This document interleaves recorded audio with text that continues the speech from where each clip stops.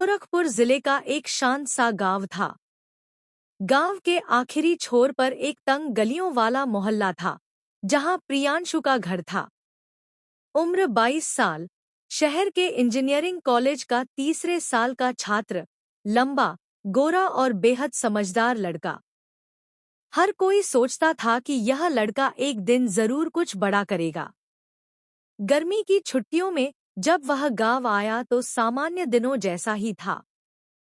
लेकिन अगले दिन कुछ बदल गया। बगल का खाली पड़ा मकान अचानक आबाद होने लगा। एक ट्रैक्टर सामान लेकर आया था। उसी सामान के साथ उतरी सुनीता, लगभग 36-37 साल की एक शांत, सुघड़ और सरल स्वभाव की महिला, जिसके चेहरे पर सादगी थी और आंखों में गहराई। गांव वालों से उन्होंने बताया कि पति का देहांत हो चुका है, अकेली है और अब गांव में ही रहकर सिलाई कढ़ाई का काम करने का सोच रही हैं। उनकी इस स्थिति ने पूरे गांव में सहानुभूति जगा दी। प्रियांशु ने भी मां के कहने पर दही का कटोरा लेकर उनके घर गया। सुनीता ने मुस्कुराते हुए स्वागत किया।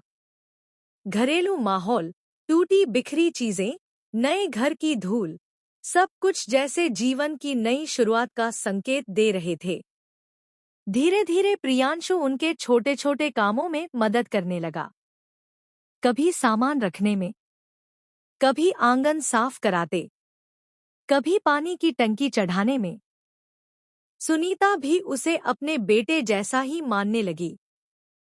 दोनों के बीच एक साफ, सम्मान और भरोसे वाला रिश्ता बन गया। शाम की चाय पर दोनों अक्सर बातें करते। गांव की पुरानी यादें, शहर का पढ़ाई का माहौल, सुनीता का संघर्ष और प्रियांशु का भविष्य। समय के साथ यह रिश्ता और गहरा हो गया।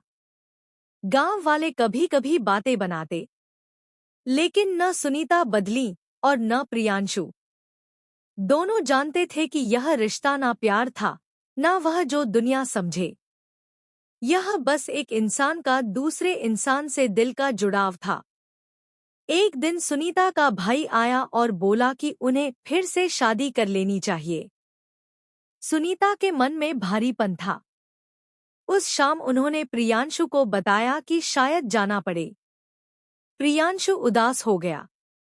उसने कहा, आप रहिए, गांव को आपकी जरूरत है और मुझे भी आपके स्नेह की। सुनीता ने उसी रात फैसला कर लिया कि वह यहीं रहेंगी। उन्होंने भाई को मना कर दिया। समय बीतता गया। प्रियांशु की नौकरी लग गई, शादी हुई, बच्चे हुए। पर हर छुट्टी में वह गांव आता और सुनीता के घर चाय पीता, हाल चाल पूछता, उनके लिए दवाइयां, कपड़े वगैरह लाता। अब सुनीता 60 के करीब है। बालों में सफेदी, चेहरे पर शांति, और प्रियांशु के बच्चे भी बड़े हो चुके हैं। फिर भी आज भी जब प्रियांशु गांव आता है, सुनीता दरवाजे पर खड़ी मुस्कुराती है। गांव वाले आज भी फुसफुसाते हैं, देखो, प्रियांशु आया है, सुनीता से जरूर मिलने जाएगा। अगला भाग सुनने के लिए इस चैनल पर सब्सक्राइब करिए और लाइक कीजिए और कमेंट में बताएं यह स्टोरी कैसी लगी।